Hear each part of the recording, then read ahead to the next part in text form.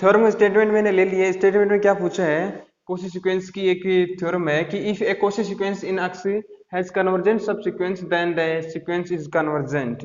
यानी आपको एक ऐसी कोशी सीक्वेंस दी हुई है किसी नॉन यूनिटी सेट एक्स में। नॉन यूनिटी सेट एक्स है तो यहाँ पर बेसिकली बात हो रही है कि इसके मैट्रिक्स स्पेस में पढ़ रहे हैं, तो एक मैट्रिक्स स्पेस होगा, कैसा होगा, एक्स डी, जिसमें एक्स क्या है, नॉन यूनिटी सेट है और डी क्या है आपका मैट्रिक है, ठीक है। अगर एक कोशी सीक्वेंस दी हुई है उस नॉन यूनिटी सेट में, तो अगर वो एक ऐसी सब सीक्वेंस रखे वो जो क्या होगी, कन्वर्जेंट होगी, ठीक है। अगर मान लीजिए जैसे मान लीजिए 1/n, 1/n क्या है, कोई कोशी सीक्वेंस है, ठीक है। कोई कोशी सीक्वेंस है तो ये कैसी होगी, 1, 1/2, 1/3, 1/4, 1/5, ठीक है। ये क्या होगी आपकी सीक्वेंस हो जाएगी। तो इसकी सब सीक्वेंस क्या होगी, 1/n² इसकी सब सीक्वेंस है। उसमें क्या आ जाएगा, 1 आ जाएगा, 1/4 आ जाएगा, 1/9 आ जाएगा, 1/16 आ जाएगा, 1/25 आ जाएगी, इसे आगे तक चली जाएगी, ठीक है। ये क्या हो जाएगी, इसकी सब सीक्वेंस हो जाएगी। 1/n³ भी क्या हो जाएगी, इसकी सब सीक्वेंस हो जाएगी, ठीक है। और 1/2n+1 भी की सब सीक्वेंस हो जाएगी। 1/2n भी क्या हो जाएगी, सॉरी सब सीक्वेंस हो जाएगी, ठीक है। ये सब क्या हो जाएगी, इनकी सब सीक्वेंस हो जाएगी, इनकी 1/n की। तो इसमें आपको प्रूफ ये करना है कि अगर ये कोशी सीक्वेंस है, अगर ये कोशी सीक्वेंस है और एक ऐसी सब सीक्वेंस रखी, अगर इनमें से किसी एक सब सीक्वेंस, इनमें से कोई एक सब सीक्वेंस ऐसी हो जो क्या हो, कन्वर्जेंट हो, इनमें से सब में से एक ऐसी सब सीक्वेंस हो, इस प्रकार की सब सीक्वेंस हो जो क्या हो, कन्वर्जेंट हो, तो ये भी क्या होगी, कन्वर्जेंट ही होगी, ठीक है। ये आपको प्रूव करना है। तो चलो देखते हैं इसका प्रूफ। लिखते हैं, सबसे पहले क्या दिया हुआ है proof, let x d be a metric space.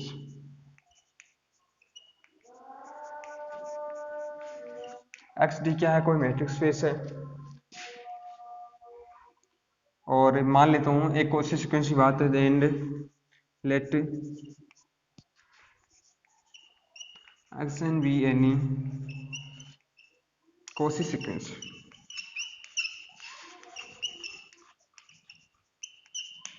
X n कोई क्या है, कोशी सीक्वेंस है। और ये कोशी सीक्वेंस हो एक, इसमें आपको और क्या दिया हुआ है कि इस कोशी सीक्वेंस एक ऐसी सब सीक्वेंस रखती है जो क्या है, कन्वर्जेंट है, ठीक है। तो एक कन्वर्जेंट सब सीक्वेंस भी मान लेता हूँ इसकी मैं, एंड लेट एक्स एन के, इसको क्या मान लिया मैंने, सब सीक्वेंस मान लिया।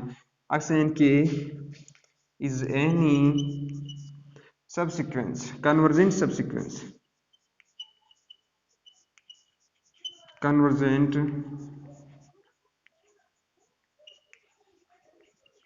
कन्वर्जेंट सब सीक्वेंस, किसकी सब सीक्वेंस है, एक्स एन की,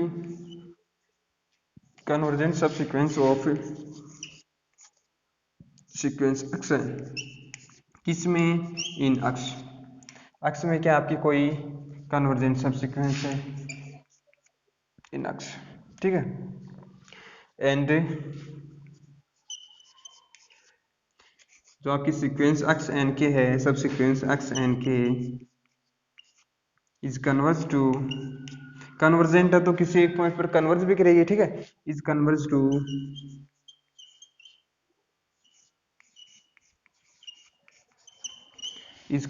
एक्स नोट, एक्स नोट जो किस में बिलोंग करता है, एक्स में। सिंपल सी बात है, अगर ये कोशी सीक्वेंस एक्स में है तो उसकी सब सीक्वेंस भी एक्स में ही होगी, ठीक है। और जिस सेट में वो सीक्वेंस होती है, जिस पॉइंट पे वो कन्वर्ज करती है, वो पॉइंट पे क्या होता है, उसी सेट का ही होता है, ठीक है। तो आगे मैं देखूं कि हाँ, वेर लिख दो आगे एक बार, where N k is increasing sequence, जहाँ पर एन के क्या है आपकी इंक्रीजिंग सीक्वेंस है, यानी 1 फुट करोगे, 2 फुट करोगे, 3 फुट करोगे, यानी क्रम से बढ़ती जा रही है, ठीक है। जरूरी नहीं 1 2 3 हो, 2 4 6 8 भी हो सकती है, 2 1 4 सॉरी 9 16 25 36 49 ये भी हो सकते हैं, ठीक है। यानी इंक्रीजिंग है, ठीक है। तो इसका मतलब ये हुआ कि दैट इज इसका मतलब है कि अगर मैं केक को इनफाइनाइट अगर मैं केक को इनफाइनाइट की तरफ ले जाऊं, अगर के टेंड करता है इनफाइनाइट को तो एक्स एन के क्या करेगा, एक्स नोट को टेंड करेगा, ठीक है। एक्स एन क्या करेगा, कन्वर्जेंट है मतलब कन्वर्ज करेगा। कन्वर्जेंट का मतलब क्या होता है कि अगर के एन की जितनी ज्यादा वैल्यू पुट करूंगा, मैं एन की जितनी ज्यादा वैल्यू पुट करूंगा तो सीक्वेंस का मान क्या होगा, जिस पॉइंट पर कन्वर्ज कर रही है उसकी तरफ बढ़ता जाएगा, ठीक है। देख लिया, मान लीजिए कि ये जो 1 है, ठीक है, ये क्या है, सीक्वेंस है। आपको पता है ये किसको कन्वर्ज कर रही है, जीरो को कन्वर्ट करें, क्यों करें, क्योंकि एन की जितनी ज्यादा वैल्यू पुट करूंगा, जितनी बड़ी वैल्यू एन की पुट करूंगा मैं, उतनी ही जल्दी, ठीक है, उतनी जल्दी वो किसकी तरफ टेंड होगी, ये सीक्वेंस किसकी तरफ टेंड होगी, जीरो की तरफ टेंड होगी, क्योंकि कन्वर्जन किसको कर रही है, जीरो की कर रही है। मान लीजिए 1/1 पुट करूँ तो 1 आ जाएगा, 2 पुट करूँ तो हाफ हो जाएगा, 4 पुट करूँ 1/4 हो जाएगा, ऐसे 10 पुट करूँ तो 1/10 हो जाएगा। एन की जितनी बड़ी वैल्यू पुट करूंगा मैं, तो इस सीक्वेंस की वैल्यू क्या हो जाएगी, जीरो की तरफ उतनी ज्यादा टेंड करेगी, ठीक है। तो कन्वर्जेंट सीक्वेंस का मतलब है कि अगर के की जितनी ज्यादा वैल्यू पुट करूंगा तो अक्स एन की जो सीक्वेंस की वैल्यू है वो किधर चल जाएगी, अक्स नोट की तरफ चली जाएगी, क्योंकि अक्स नोट को क्या कर रही है, कन्वर्ज कर रही है, ठीक है। तो इसका मतलब मैं अगर लिख दूं लिमिट ऑफ के टेंड्स टू जीरो, अगर को मैं के को जीरो की तरफ टेंड करूं, किस में, अक्स एन के में, अक्स एन के, तब एक्स एन के किसकी तरफ टेंड करेगी, एक्स नोट की तरफ टेंड करेगी, ठीक है। तब ये क्या करेगी, एक्स नोट की तरफ टेंड करेगी। और आगे देखो, आगे देखते हैं, अगर ये सीक्वेंस आपको क्या दी है, एक्स एन की क्या दी है, कन्वर्जेंट सीक्वेंस दी है, ठीक है। तो आगे देखते हैं सेंस से, x n k is convergent, ये क्या है, कन्वर्जेंट सीक्वेंस है, ठीक है। तो अगर पीछे आपने एक पढ़ा है, हाँ एक बार रिजल्ट देख लो, आपको रिजल्ट क्या प्रूफ करना है, रिजल्ट ये प्रूफ करना है कि अगर ऐसा मिल जाए आपको, क्योंकि थ्योरम को रिजल्ट को ध्यान में रखते हैं तो आपको चलना है, रिजल्ट क्या आना चाहिए, आपके रिजल्ट ऐसा आना चाहिए कि इस सीक्वेंस को क्या दिखाना है आपको, इस सीक्वेंस को आपको क्या दिखाना है, कन्वर्जेंट दिखाना है, ठीक है।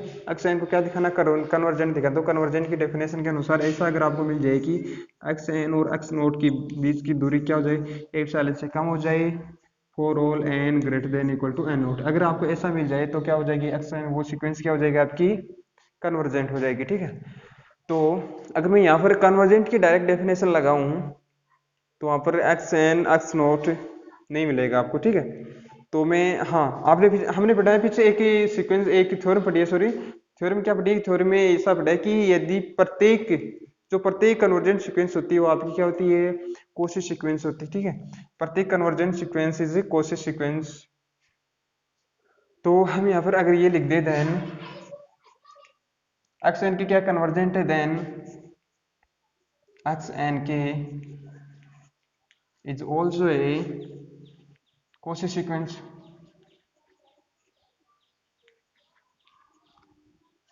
यहाँ पे लिखा है कि x n k is also a Cauchy sequence, क्यों, क्योंकि हम जानते हैं प्रत्येक कन्वर्जेंट सीक्वेंस क्या होती है, कोशी सीक्वेंस होती है, ठीक है।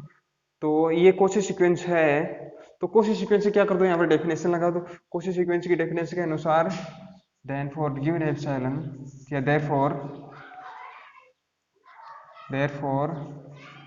फॉर गिवन एप्सिलॉन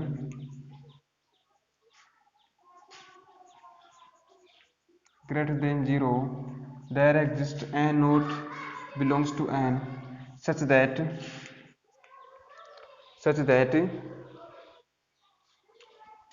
d, अब उस सीक्वेंस का ले लो एक पॉइंट तो और एक पॉइंट ले लो दूसरा, ठीक है।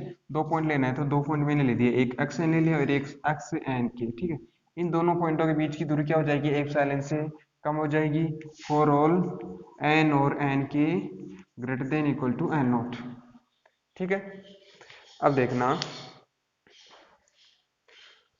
अगर मैं ये कर दूं, हाँ ये लगा दो यहाँ पर, आपने क्या एन के लिए इंक्रीजिंग सीक्वेंस लिए, ठीक है। तो मतलब अगर के को जीरो की तरफ, सॉरी इनफाइनाइट इनफाइनाइट अगर के इनफाइनाइट की तरफ टेंड करेगा, अगर के की वैल्यू इनफाइनाइट रखूंगा तो एक्स एन की क्या करेगा, एक्स नोट को टेंड करेगा, क्यों करेगा, क्योंकि ये एक्स नोट पर कन्वर्ज कर रही है, ठीक है। एन की जितनी अधिक वैल्यू पुट करूंगा, यानी जितनी बड़ी टर्म लूंगा उतनी ही जल्दी क्या करेगी वो, उस पॉइंट को क्या करेगी, कन्वर्ज करेगी। ठीक है, तो इसका मतलब ये है कि के को अगर जीरो की तरफ, अनंत की तरफ ले जाऊं मैं, सॉरी इनफाइनाइट रखूं के को, जितना बड़ा रखूंगा तो उतनी ही क्या करेगी, उस अक्स नोट को टेंड करेगी वो। ठीक है, तो एज यहाँ पे लिख देता हूँ, as k tends to infinite, k tends to infinite, symbolize x and k tends to x note.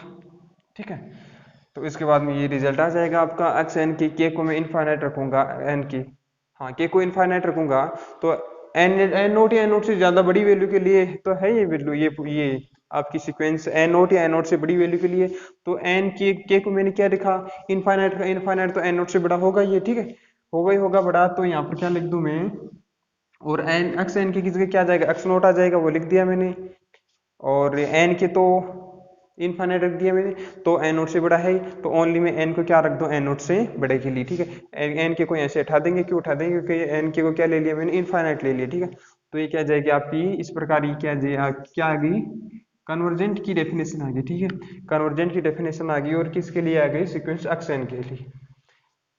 तो हम क्या लिख दें, thus sequence x n is convergent sequence, और ये क्या हो गया आपकी थ्योरम प्रूव हो गई, हिंज प्रूव्ड। चलो दूसरी थ्योरम और लेते हैं, यानी अगर कोई सीक्वेंस ऐसी मिल जाए, इस प्रकार की सीक्वेंस मिल जाए आपको जिसकी कोई सब सीक्वेंस कन्वर्जेंट हो, तो वो सीक्वेंस क्या होगी आपकी, कन्वर्जेंट सीक्वेंस होगी। Let XD be any XD be a metric space, XD be a metric space, and Xn is any Cauchy sequence।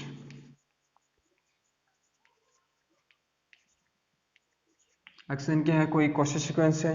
अगर Xn Cauchy सीक्वेंस है तो Cauchy सीक्वेंस क्या कर दो, डेफिनेशन लगा दो, आपको क्या प्रूव करना है, बाउंडेड प्रूव करना है। देन बहुत ही आसान सा प्रूफ है, for given epsilon greater than 0 there exists n not belongs to n such that, अब देखना कोशिश सीक्वेंस से क्या होता है कि डी एक्स एन और एक्स एम इन दोनों के बीच की दूरी क्या होनी चाहिए, एप्सिलॉन से कम हो जानी चाहिए। फॉर ऑल एन और एम की वैल्यू अगर हम एन नोट या एन नोट से ज्यादा रखें, एन नोट या एन नोट से ज्यादा रखें। ठीक है, एन नोट भी चलेगा, एन नोट भी चलेगा, एन नोट से ज्यादा भी चलेगा, लेकिन एन नोट से कम वैल्यू के लिए ये सेटिस्फाई नहीं होगा। तो अगर मैं एन की वैल्यू, अब कोशिश सीक्वेंस उसमें बाउंडेड में क्या था, हमने बाउंडेड में क्या देखा था कि ये एक वैल्यू को तो हम एक टर्म को तो चेंज कर सकते, लेकिन एक टर्म क्या थी, फिक्स थी। एक टर्म क्या थी, फिक्स थी। अगर इसमें से ए को फिक्स कर दूं, मैं एम को फिक्स कर दूं, then put m equal to n note.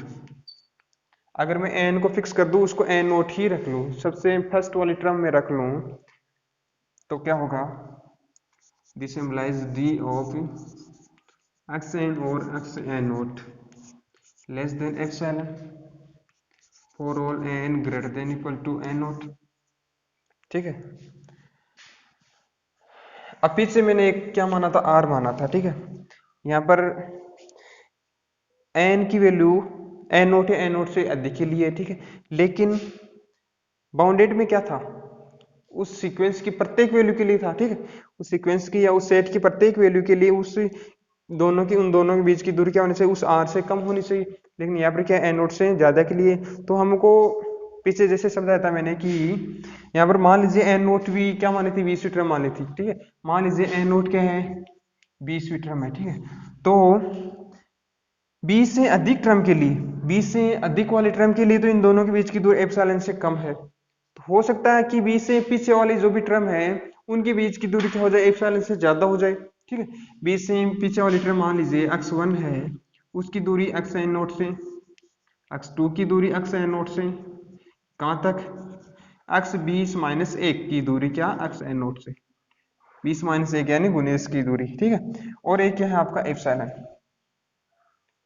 Epsilon n naught के बाद में तो जो भी वैल्यू आएगी आपके एप्सिलॉन से अधिक नहीं आएगी, एप्सिलॉन से कम ही आएगी। तो इनके बाद एन नोट के बाद में तो जो भी आएगी वो एप्सिलॉन से कम ही आएगी, तो उनमें तो सबसे बड़ा क्या होगा, एप्सिलॉन ही होगा।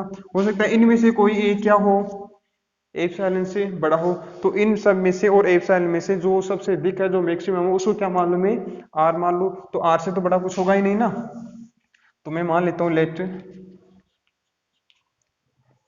Are equal to maximum of किन किन का maximum, d x1 x n naught, d x2 x n naught, इसे आगे लिख देना ये टर्म आगे की डी x कहाँ तक,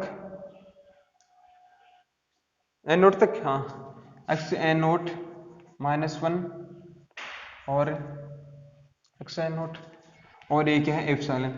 इन सब में से जो मैक्सिमम हो, जो सबसे बड़ा है, उसको क्या मान लिया मैंने, आर मान लिया। ठीक है, उसको आर मान लिया। तो इस इक्वेशन को क्या लिख सकता हूँ मैं, इस रिलेशन को क्या लिख सकता हूँ कि डी एक्स एन और एक्स एन नोट, इनके बीच की दूरी क्या हो जाएगी, लेस देन उस आर से क्या हो जाएगी, कम हो जाएगी। ठीक है, फॉर ऑल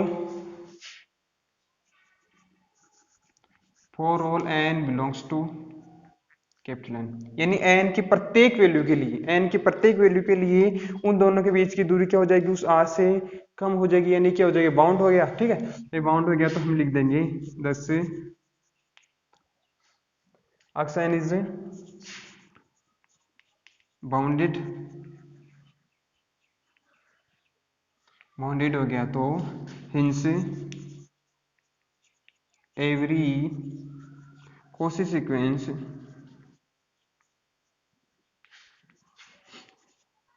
इज बाउंडेड।